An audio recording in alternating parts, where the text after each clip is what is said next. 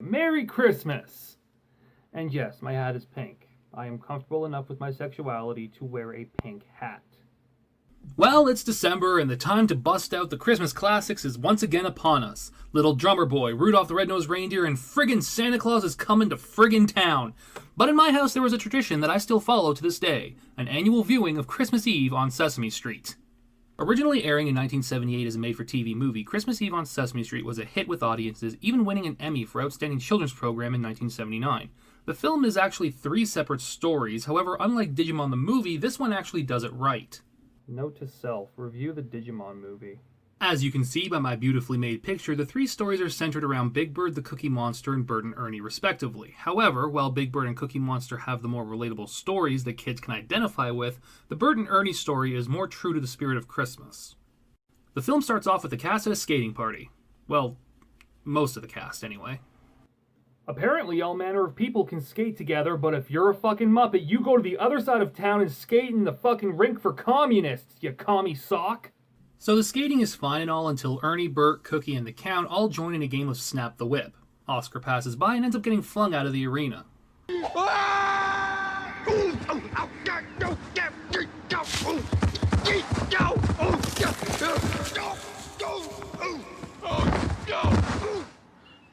Big Bird and his human slave for the film, Patty, help Oscar and offer good tidings to him, but Oscar, being a complete dick, asks him a very simple but compelling question. How's a guy like Santa Claus, who's built like a dump truck, how's he gonna come down all those skinny little chimneys, huh? Remember when I said that Big Bird had the most relatable story? This is why. I think every kid asks how Santa does it because not every kid lives in a house, and not every kid who does live in a house has a chimney.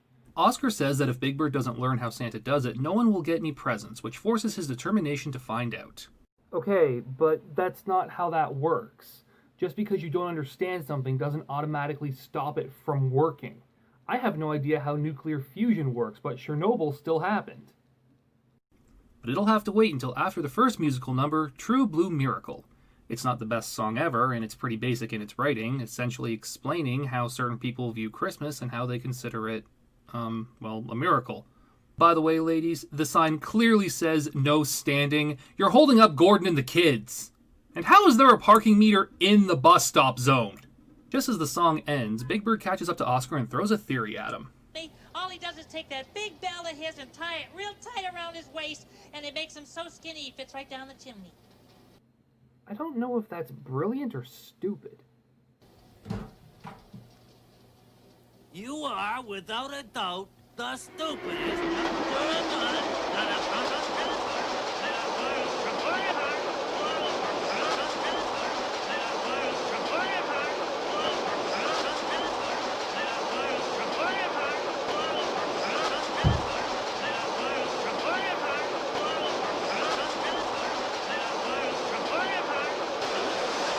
I ever met.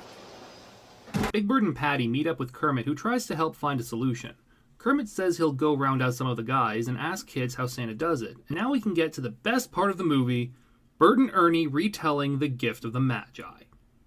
For those who aren't aware, A Gift of the Magi is a short story originally published in 1905 and written by O. Henry. No. Yeah. The story became somewhat of a symbol for materialism and social classes in the 19th century, especially around Christmas, and revolves around a married couple, Della and Jim, and their attempt to get each other a present.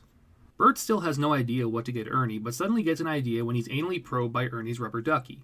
Around the same time, Ernie comes home and finds one of Bert's paper clips on the floor, which sparks an idea of his own for what to get Bert. The next part is the most Sesame Street-esque. Talking to kids with a blank background. This is the part where they ask the kids how Santa comes down the chimney. How? He comes down with his reindeers.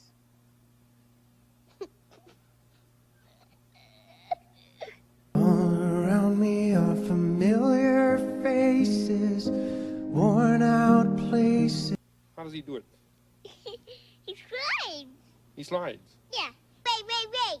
What? Maybe he's magic and he goes small. He comes to the door and he gets his keys. What keys? Santa Claus keys. I find it kind of funny, I find it kind of sad. He squishes. Hey, you had a turn already. And then there's whatever the hell this is. He pushes the button, then it's open, then he gets it, then he steps on the big step, then he goes in. And there you have it. Even Grover doesn't know what the hell this girl said, and that's pretty bad. Remember that 2017 USA contestant, the one who sounded like a dictionary, got put in a blender and then somebody ate it and puked it all up into a book of Mad Libs? What that woman said during that pageant makes more sense than what this little girl said. He pushes the button, then it's open, then he gets it, then he steps on the big step, then he goes in. And there you have it. By the way, that former contestant is doing very well for herself despite all the negative publicity, and we should be ashamed of ourselves for putting her through that. Well, it's been a while since we had a song, so let's have a scene with not just music, but also sign language. Just maybe you can read a magazine? Okay, good. Why? Deaf people can music too. So I'm not entirely sure what's going on here, whether they're rehearsing for a concert that we never see, or if Bob is just giving music lessons to kids to pay for his huge apartment, but whatever the answer, it's a decent song and I really like how Linda taught the kids the ASL signs to surprise Bob. Keep Christmas with you all through the year. When Christmas is over, you can keep it near. All through the year. When Christmas is over. Meanwhile, at Mr. Hooper's store, God, I miss classic Sesame Street. Ernie tries to make a trade with Mr. Hooper for an empty cigar box by offering his rubber ducky. Mr. Hooper is reluctant, but Ernie insists and the trade is done. Just then, Bert comes in, and after an awkward exchange of pleasantries, Ernie leaves and Bert offers to make a trade of his own. A pink soap dish for Bert's paperclip collection. Oh no! But Ernie traded his rubber ducky for yeah, this is pretty much how the Gift of the Magi goes, except it's gold watch instead. Mr. Hooper is a terrible business owner if he accepts trade-ins as easily as he accepts cash. But finally, the time has come for the third story in our film, Cookie Monster writing a letter to Santa. Of course, this can't be an easy segment, and Cookie Monster can't decide what kind of cookies to ask for. As he mulls over the possibilities, the drugs start to kick in and he eats a part of the pencil. When he decides to ask for a different kind, he ends up eating the rest of it. Finally, he decides what to ask for. Chocolate-covered marshmallow with jelly inside cookies. What? Where pencil?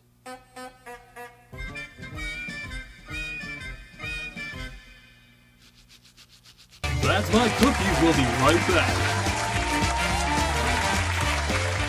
Back at Big Bird's place, Kermit tells them the kids have some interesting ideas, but no real evidence. Crash diet every Christmas Eve and loses 200 pounds. There's several kids who believe that they have rubber chimneys. I wonder if they have to put up with this shit down in Fraggle Rock. Down in Fraggle Rock. This upsets Big Bird and he finally snaps. Here it is, Christmas Eve, and we don't even know if Santa Claus is gonna make it down the chimney. Help me. We now return you to That's My Cookie. Once again, Cookie Monster is trying to write to Santa, but this time he's using a typewriter. He starts eating the keys off the typewriter, which I guess isn't too bad because there's only like 8 of them anyway, but then he starts eating the paper when he thinks of fortune cookies. Wise man say, typewriter high in fiber, but only when paper is inserted. The fuck? It occurs to me while watching this scene that if any country was able to somehow weaponize Cookie Monster, every other country in the world would be completely and absolutely fucked. Where typewriter? That's My Cookies, we'll be right back. Big Bird decides that science is the only way to figure out how Santa does it, and what better way to replicate a bipedal fat man going down a chimney than by using a hairy quadruped and a barrel. Luckily, this scene doesn't last long, but it does manage to have a bittersweet happy ending. Snuffy! I mean Santa Claus! Look, you've done it! Now we know how Santa gets into the chimneys. Just one thing, Bird. Yeah? Do we know how he gets out?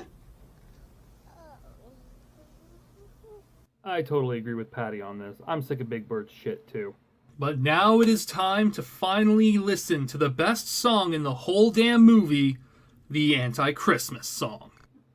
It might seem cliche to like the Anti-Christmas song, but it's a really great song. It's just Oscar talking about how much he hates Christmas and being a general dick to everybody he comes into contact with. There are a lot of good lines in this song, but my absolute favorite is when he hints that he's going to tell Santa to shove the toys up his ass. Here comes Santa, girls and boys. So who needs that big red noise? I'll tell him where to put his toys. I hate Christmas. I didn't edit that, I swear to God. Finally, we have our first conclusion to a plot line where Bert and Ernie exchange their gifts. Oh, Ernie! A cigar box! Yeah. Oh, hunky-dory! I got it. It's kind of sad that Bert is downright happy and impressed that he got an empty box for Christmas. The blackest present for the most brutal of all bass players. Nothing. Ernie tells him his first paperclip collection, and Bert starts to freak out internally until he reminds Ernie to open his present. Oh, that's a soap dish, huh? When Bert tells Ernie it's for a rubber ducky, he contemplates a murder-suicide. Wow, I really need to stop reading Bert strips. But everything is interrupted by Mr. Hooper, who comes by to drop off some presents of his own, which turn out to be Ernie's duck and Bert's paperclips. In the 1905 version, neither Della nor Jim get their possessions back from the people they sold them to, and the ending is seen as an ironic twist, with the couple realizing that their love for each other is better than any gift they could give. Here, no one loses anything. I mean, yeah, these possessions are iconic to the characters as much as Bernice the Pigeon is to 90s Bert, and causing PTSD is to 90s Ernie, but the point is that the story this is about gets undermined when you take away that loss at the end. Bert realizes that neither of them got Mr. Hooper anything, but they're both reassured when Hooper explains that he's just happy that everyone is getting what they wanted for Christmas. Bert and Ernie sing Have Yourself a Merry Little Christmas, and I fast forward through it because I hate that fucking song. And then they bang. Hard. I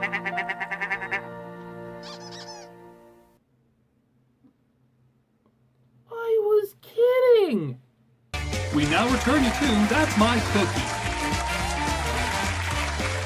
Cookie Monster decides to call Santa instead, but of course this goes wrong too as he hallucinates that the ear and mouth pieces are cupcakes. Oh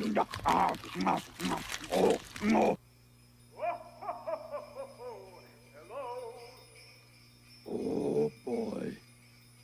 That's My Cookie has been canceled! Thank God. Alright, 2 plots down, 1 to go. Patty has to go home, but tries one last time to comfort Big Bird about Santa. Huh? Oh, no. It'll never work. Dude, I get you're upset, but don't drag the kid down with you too. The kid's been trying to help you and has essentially been your slave the entire fucking movie. Good night, Big Bird. Seriously? You're not even gonna say goodbye? Merry Christmas. Dude, get your beak out of your ass and say something! So Patty leaves and Big Bird mopes a bit more because even though he's arguably had dozens of Christmases before this one, it suddenly matters that he doesn't know how Santa fits into the chimney. But it doesn't matter that his friend just went home without a goodbye or a Merry Christmas or even a fucking offer to walk them home because he has another way to find out how Santa gets down the fucking chimney. Meanwhile, at Gordon's apartment, Cookie Monster is venting his woes when Patty knocks on the door. Big Bird's gone. Good, fuck him. Oh no, I'm serious. Fuck Big Bird. So Gordon and his wife Susan get ready to look for Big Bird, but where could he be? Well, it turns out he's on the friggin' roof so he could try and see how Santa does his job. Back on street level, Gordon and Susan spread the word and soon the entire neighborhood is looking for Big Bird. Have you seen Big Bird? He's missing. How did he not hear that? Finally, we see something that's been a long time coming when Maria drags Oscar out of his can by the scruff of his neck and scolds him. Telling him that Santa is not going to bring anybody any presents because he can't get down a tiny chimney? Now you call that teasing? Yeah, I feel like if we took everything that Oscar has done his entire career on Sesame Street, this wouldn't even break the top 3 worst things he's ever done. This would probably be somewhere in the bottom 2 things that he's done to hurt somebody. Oscar is just teasing him. What's the big deal? He lives outdoors all the time anyway. He's right. Now look here, Oscar. Now the nest is something different. That's his home. He's got an electric blanket there, and he's got heating pads, and he's around all the people that he loves. They're both right. So what are you gonna do about it? Well, I'm gonna find him and bring him back. Get me off of here. Seriously, no one thought to look on the roof?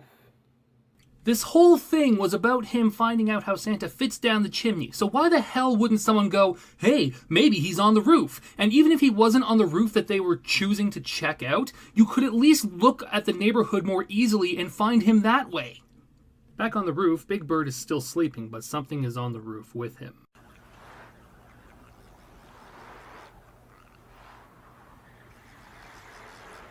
Oh, what the fuck? Why is there a big yellow bird up here? That's fucked. Oh shit, he's waking up.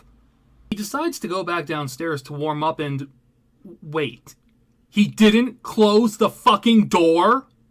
You mean to tell me that he's been on that roof for hours, and he left the door open, and no one could fucking find him? And guess what? When he goes down the stairs, he's on Gordon's floor. Okay, so maybe Gordon doesn't live on the floor that connects to the roof. Fine. But if he left the door open for hours in the middle of a fucking blizzard, it would be fucking freezing in that building. So Big Bird tells Gordon and Susan where he was, and they drag him inside to warm up. When they get inside, the entire apartment is decorated in beautiful colors and decorations. The tree is coated in ornaments, and there are presents everywhere. But it's a miracle. How did he do it? Well, why do you want to know, Big Bird? Well, it's important, Gordon. No, it isn't! So Gordon explains the meaning of Christmas, and Oscar shows up to be the Sean Connery to Big Bird's Alex Trebek.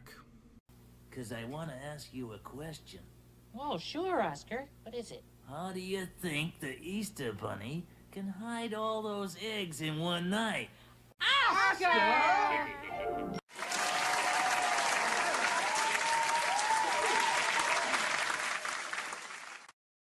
And that was Christmas Eve on Sesame Street. It has a lot of dumb moments, but I still really enjoy watching it. I remember watching my VHS copy when it wasn't Christmas time, and watching it as an adult just makes me feel like a kid again. It doesn't do anything out of the ordinary for a Christmas movie, but it's still something worth watching at least once a year. And with that out of the way, I am now prepared to spend the rest of the year sitting in my room, drinking hot cocoa and Baileys until 2021 arrives. Hopefully by then, shit'll be sorted out. I doubt it.